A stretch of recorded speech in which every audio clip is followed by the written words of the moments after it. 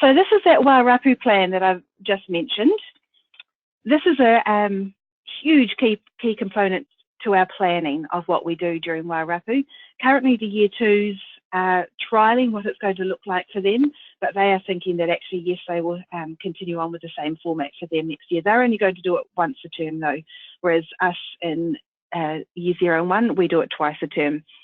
So how you read it is you actually start from the left-hand side, which the column is developmental domains or intentions, key competencies and strands from Te Whāriki. So there are 5 developmental domains that are internationally recognised. There's emotional, which you can see there. There is social, cognitive, physical and language. So what we've done is then linked them to key competencies and strands from the Te Whāriki curriculum, because obviously Te Whāriki can actually go up to the age of 7. So there's got to be components in what we're doing through a learning through play approach at schools as well. So the reason we start on this way is because we want to work out what the children really need. We're looking at the whole child. The play-based learning really focuses on the whole child and not just the academic success of the students. So to do that, we need to work out what learning intentions we need to cover for us. Now, quite often, yes, we are changing these twice a term. Quite often, these particular ones in this column actually actually stay with us for the whole term. I know there's a few here that I've actually had consistently rolling over for about the last 2 terms.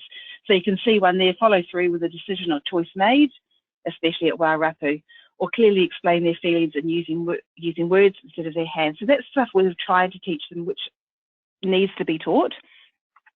We then work out, once we've worked out learning intentions for those developmental domains, we then work out, right, what curriculum, New Zealand curriculum areas are we going to cover?